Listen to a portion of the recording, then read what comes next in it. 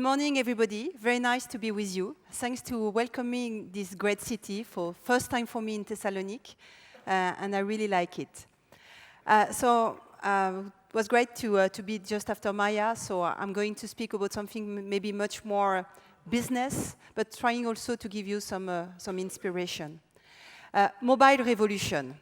I love those two pictures because only 50 years are separating those two moments. A family behind a screen watching a TV program on the one only channel that was available at that time. And 50 years after, you have all those kids. They're doing the same, but they just have their mobile phone. And they're together, but they're sharing on the mobile phone. So how many of you have been born after the year 70s?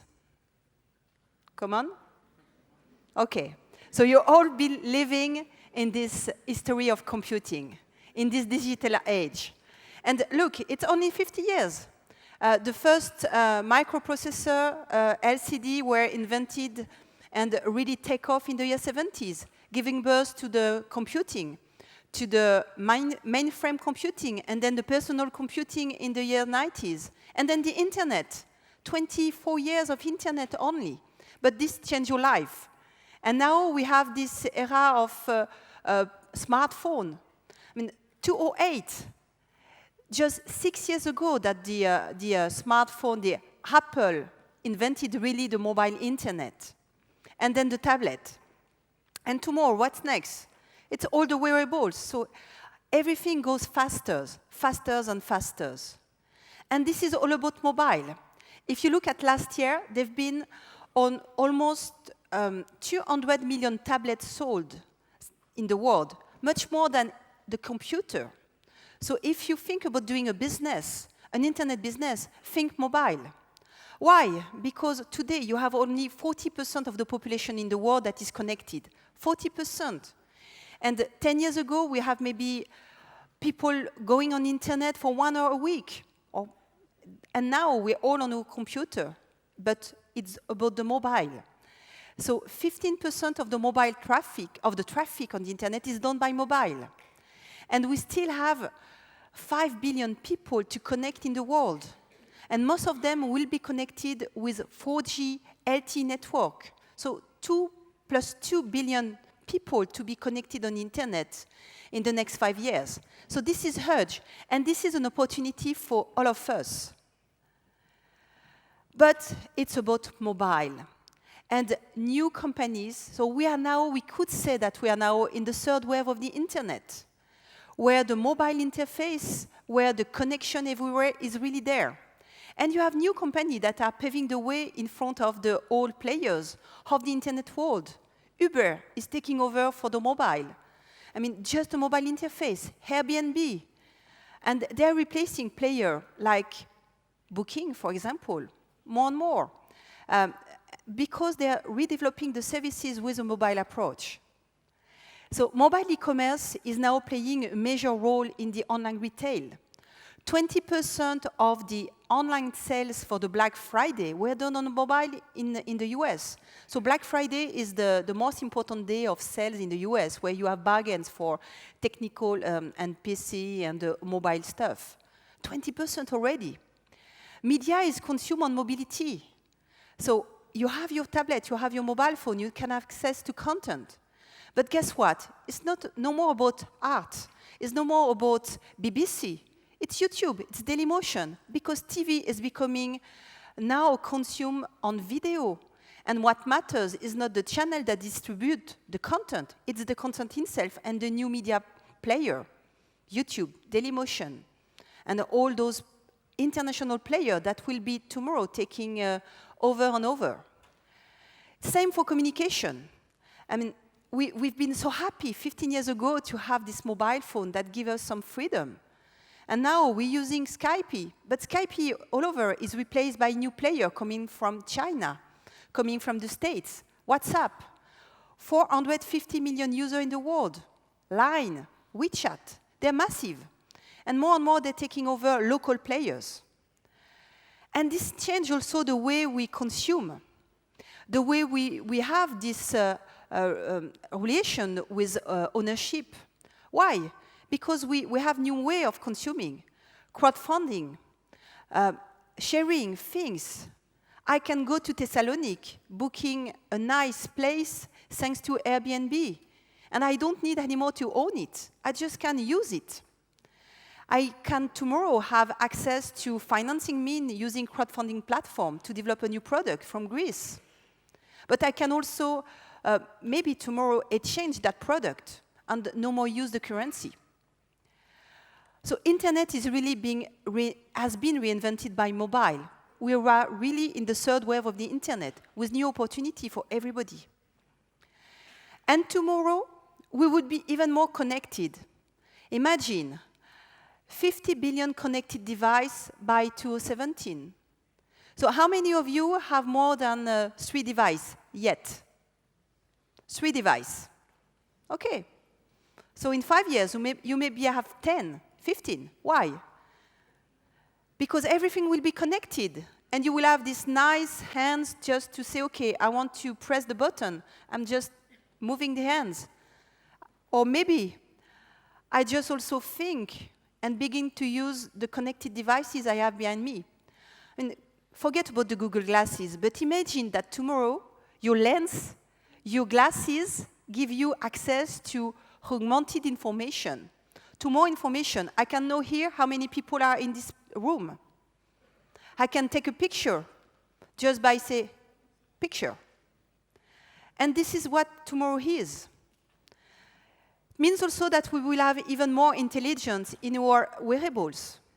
We will be able to track everything. We will be able to improve also everything. Because health becomes more and more personal. No matter where you are, you can have access to the better doctor, to the best medication. You can also quantify yourself. And you can know how much you have to run to be able to eat more, I would say. How much you can sleep. And the doctors, the medicine, will use that as a way also of following you, monitoring you, anticipating things, because everything is getting predictive. And more about that, it's about the brain and the augmented brain, and the fact that you will be able tomorrow to repair the brain. This is the new frontier. This is where there's a lot to do to understand how the neuroscience can connect with the IT, with the technology, and how we can use that to be augmented people. It's a bit scary in a way also. It's a bit scary because it means that we have everywhere more and more data that is spread on the world. It's a world of data.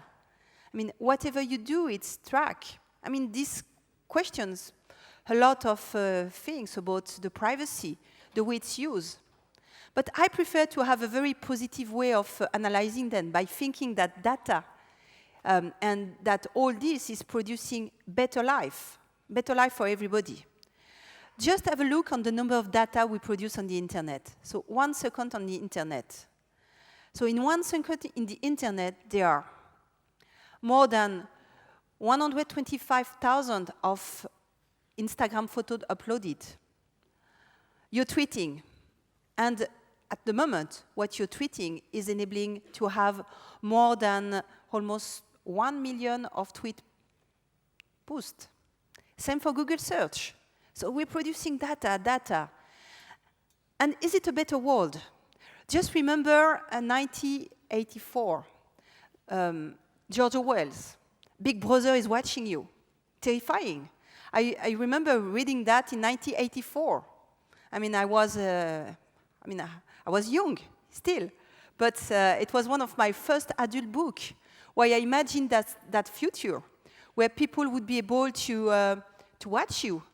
It was a bit, I could not figure that. Same with Aldous Huxley, A Brave New World. I do prefer the French translation, Le meilleur des mondes.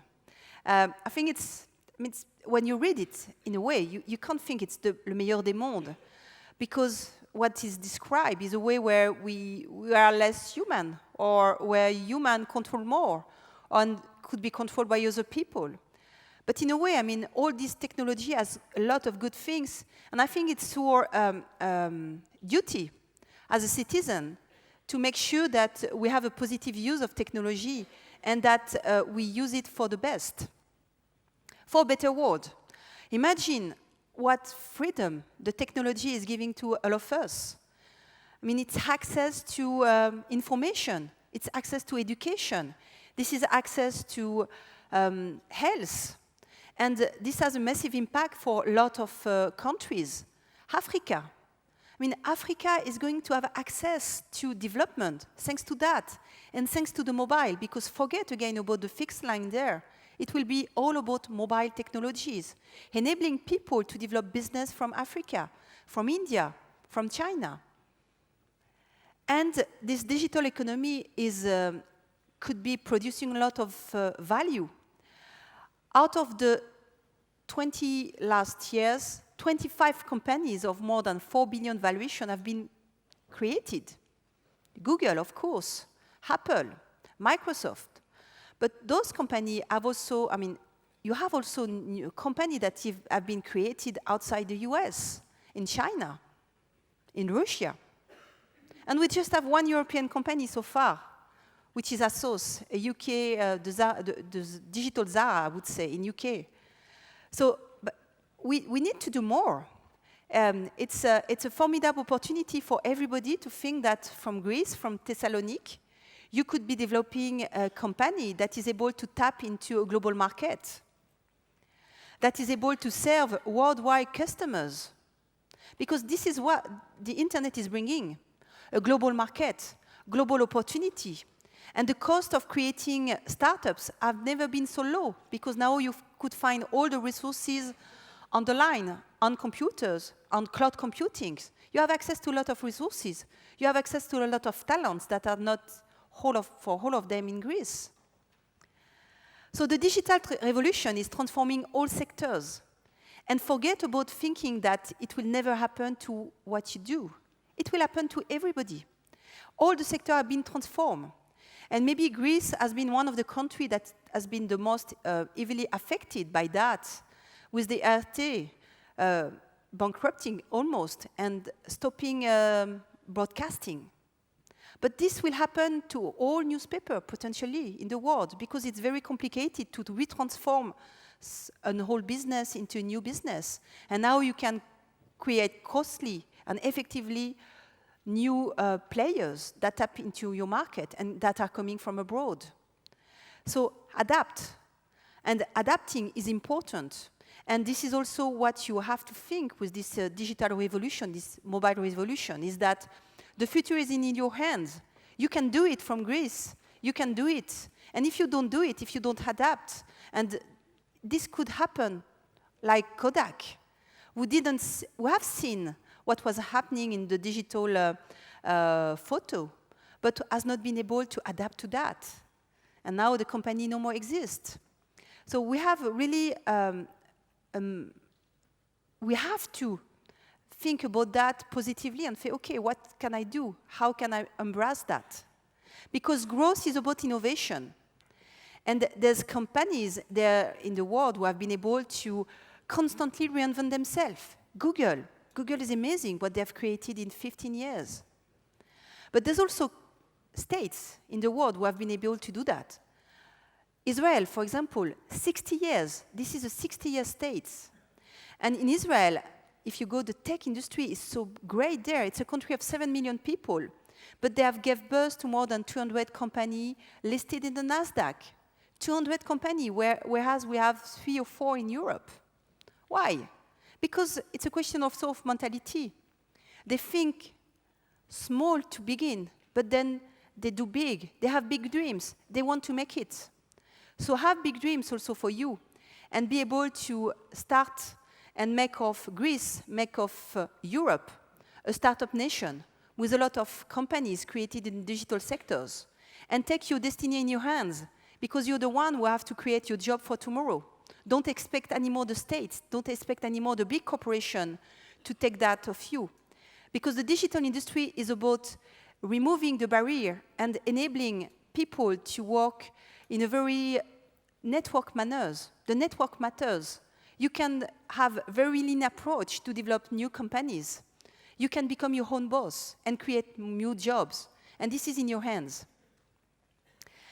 So every end is a new beginning, and I hope also that for me it will be a new beginning as I'm creating a company, and it's a big move for me. I've been many years in the same company in a very comfortable position, and I've decided to be more on the ground and to take risk and to restart something, to be able to help entrepreneurs in Europe to grow unicorn startups, companies that will create millions of jobs, I hope, millions of value, and also a better world using the technology.